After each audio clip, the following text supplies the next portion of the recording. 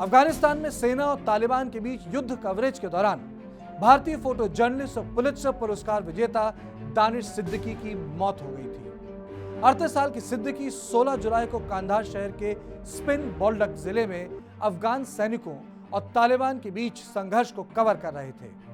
वो अफगानी सेना के साथ होकर रिपोर्टिंग कर रहे थे। दानिश की मौत के बाद से ही संशय बना हुआ था कि किन हालातों में उनकी मौत हुई, लेकिन अब रॉयटर्स ने उनकी मौत की गुत्थी सुलझाते हुए एक डिटेल रिपोर्ट पब्लिश की है। इस रिपोर्ट को फाइनल असाइनमेंट नाम दिया गया है। रिपोर्ट में सिद्दीकी द्वारा ली गई तस्वीरें और सैटेलाइट कम्युनिकेशन के जरिए हुई बातचीत से उनके आखिरी समय को बयां करने की कोशिश की गई है। आज नो दिस के इस वीडियो में हम आपको बताएंगे इस रिपोर्ट की बड़ी बातें, बताएंगे कि कैसे कंफ्यूजन में गई दानिश की जान। आप बने रहिए हमारे साथ। नमस्कार, मैं हूं कार्तिकेय शर्मा।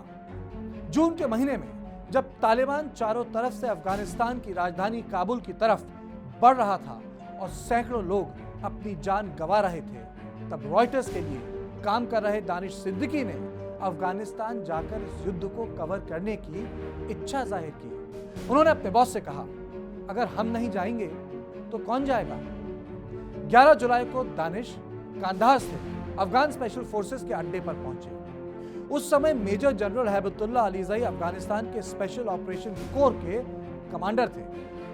यहीं से दानिश को अफगान स्पेशल फोर्सेस के एक यूनिट के साथ जोड़ दिया गया। ये विशेष कमांडो दल तालिबान का सफाया करने के मकसद से भेजा गया था। 13 जुलाई को विद्रोहियों से घिरे एक पुलिसकर्मी को बचाने के सफल मिशन को सिद्दीकी ने कवर किया। इस मिशन के पूरा होने के बाद जब वो लौट रहे थे, तब उनके कॉन्वॉय पर रॉकेट से ग्रेनेड्स दागे गए। सिद्दीकी ने इस हमले की तस्वीरें और वीडियो रॉयटर्स को भेजी। अपने ट्विटर में भी उन्होंने इस हमले की जानकारी दी, जिसके बाद उनके एक दोस्त ने उन्हें व्हाट्सएप पर मैसेज कर लिखा, यह तो पागलपन है। पहले भी कई युद्धों और हिंसक भीड़ और शरणार्थी संकटों को कवर कर चुके सिद्दीकी ने अपने दोस्त को भरोसा दिलाया कि उन्होंने खतरे का पूरा जायजा ले लिया है। किसी भी खतरनाक जगह पर अपने पत्रकारों को भेजने या ना भेजने की जिम्मेदारी रॉयटर्स के संपादक और मैनेजर लेते हैं। वो कभी भी पत्रकार को वापस बुला सकते हैं। खुद भी खतरा महसूस होने पर पत्रकार लौट सकता है। सिद्दीकी ने बने रहने का फैसला किया। उन्होंने लिखा, चिंता मत कीजिए, मुझे पता है कब काम बंद करना है। इसके महज 3 दिन बाद स्पिन बोल्डक कस्बे को तालिबान से वापस छीनने के लिए चल रही लड़ाई में सिद्दीकी और 2 अफगानी कमांडो तालिबान के एक हमले में मारे गए। शुरुआती रिपोर्ट्स में कहा गया था कि स्पिन बोल्डक में बाजार में तस्वीरें लेने की कोशिश करते समय सिद्दीकी गोलीबारी में मारे गए थे, लेकिन रॉयटर्स के साथ सिद्दीकी की बातचीत और एक Afghan special force commander major general Haibatullah Alizai से जो पता चला है वो इससे अलग है। मेजर ने बताया कि अफगान स्पेशल फोर्सेस और तालिबानियों के बीच चल रही लड़ाई अचानक से तेज हो गई थी और अफगान सैनिकों ने पीछे हटने का फैसला किया था। सिद्दीकी पहले ही एक रॉकेट के छर्रे से घायल हो गए थे, जिसके बाद उन्हें इलाज के लिए पास की एक मस्जिद में ले जाया गया। जल्दबाजी में पीछे हटने के बाद पीछे स्पेशल फोर्सेस ने सोचा कि सिद्दीकी और 2 सैनिक पहले ही पीछे हटने वाले काफिले में शामिल हो गए हैं और इसी कंफ्यूजन में वो तीनों की तीनों पीछे ही छूट गए। अफगान सुरक्षा बल जब पीछे छूटे गए एक स्पेशल फोर्स मेजर के फोन से कांटेक्ट कर पाए तो फोन उठाने वाले ने खुद को तालिबानी बताया। तालिबान के लड़ाके ने पूछा कि लड़ाई में भारतीयों को क्यों लगाया जा रहा है।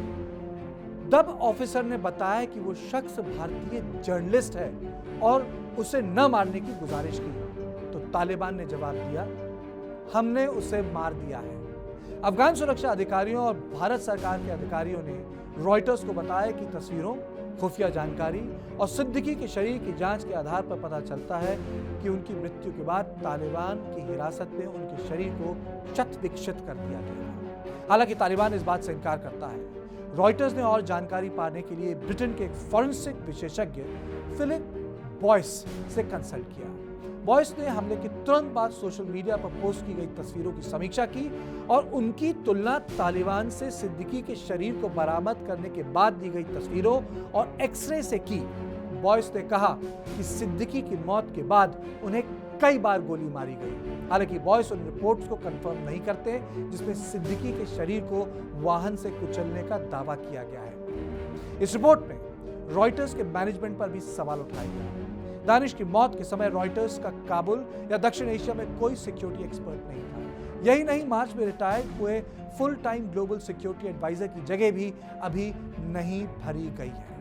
तो हमारी पेशकश आपको कैसे लगी बताइएगा जरूर। अगर अच्छी लगी तो लाइक कीजिए और हमारा चैनल नो दिस सब्सक्राइब कीजिए।